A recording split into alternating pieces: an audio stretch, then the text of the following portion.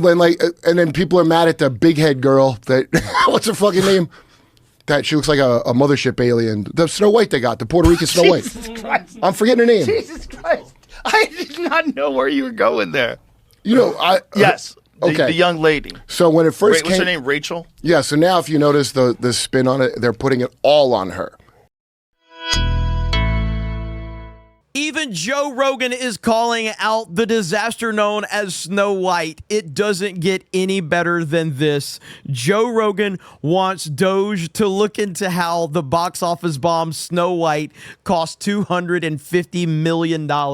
This is fantastic. This is over on the Fox News Channel website. Joe Rogan says, oh, wow, that does look bad. He said of Disney's remake CGI, oh, it doesn't look real at all. Podcaster Joe Rogan and comedian Kurt Metzger roasted Disney's new adaptation of Snow White as it flounders in theaters. We've had Kurt Metzger on Friday Night Tights multiple times. He's awesome.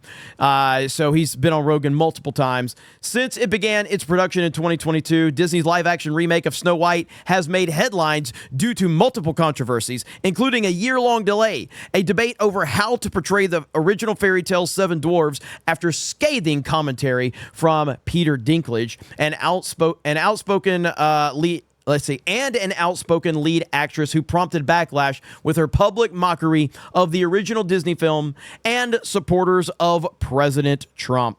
Metzger argued that as much as lead actress Rachel Zegler may have been a bad pick for the film, its failure could not be blamed entirely on her.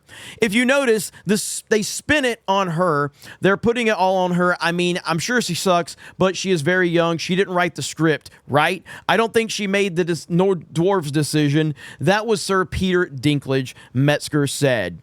The studio's remake of the 1937 animated classic has bombed at the box office, earning only $43 million in ticket sales in the United States and Canada in its opening weekend, then suffering a 66% drop in its second week with only $14.2 million domestically. These numbers appeared all more catastrophic considering the film had a budget of approximately $250 million. I mean, it's the budget was even higher than that. You should check out Valiant Renegade. He breaks it all down. But it says right here, Joe Rogan says, oh, wow, that does look bad. Oh, it doesn't look real. Wait, how much did it cost? The host asked before sparking laughter as he joked, they should get DOGE to look into this movie. They spent $250 million making that movie. As a person that's unfortunately seen this movie, I can tell you the CG is absolutely atrocious. The dwarves are terrifying. It's creepy. It's weird. There's nothing charming about it whatsoever. And again, this is what Disney has done to themselves. And now you've got Joe Rogan himself roasting your terrible movie. Imagine you spent $250 million and you get some girl and you don't kind of talk to her about like, hey, don't get political. You're young. I know you have opinions on things, but this should be about the movie, Rogan said. Metzger said, to be fair to Zegler, her attitude embodies the film's message. They wrote a script that is telling girls, I don't need nobody to tell me I'm a 20-year-old girl, so obviously I should run my mouth all the time. This is great.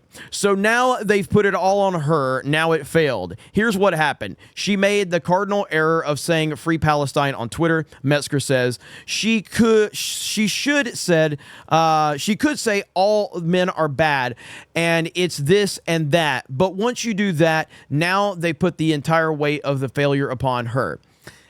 I think I'm going to disagree with him a little bit in terms of like putting it all on her. Look, there's multiple reasons this movie failed, but the central reason for the controversy on opening weekend is her.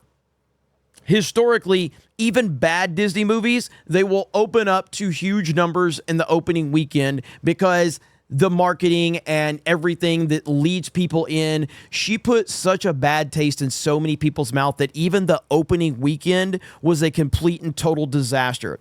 Yes, it would have still been a bad movie because there's so many things. There's nothing redeeming about this movie. There's so many things that went wrong. But at the heart of it is Rachel Zegler and her disrespecting the audience, disrespecting the source material, disrespecting President Trump, and of course bringing all of her other political nonsense into it. So he's not wrong, but she does deserve a huge portion of the blame, especially with what happened on opening weekend, which was far below what they expected. Because the reason he's right is because there's so many reasons why this movie was such a disaster.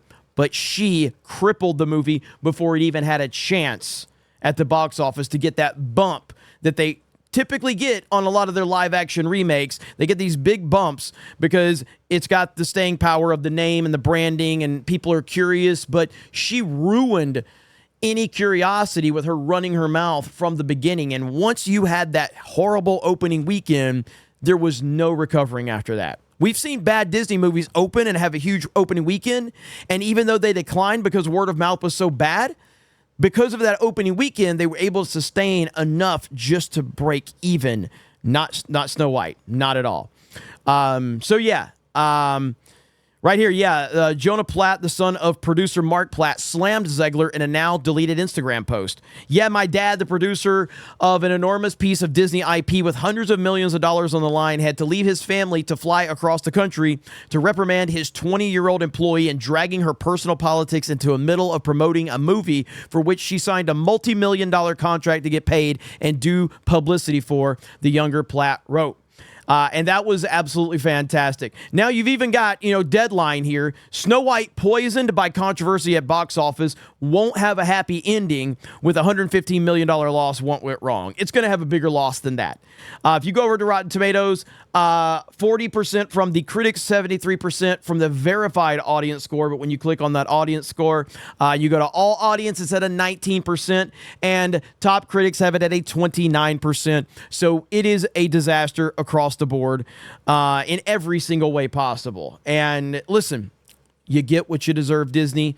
Rachel Zegler is a very unlikable person, and she did her best to put this movie in this position, and I don't have any sympathy for her or Disney whatsoever. You get what you deserve. And now you have Joe freaking Rogan calling you out with Kurt Metzger, and it is pretty damn hilarious. You guys have a great day. Thank you very much for checking out this video, and we will talk to you later.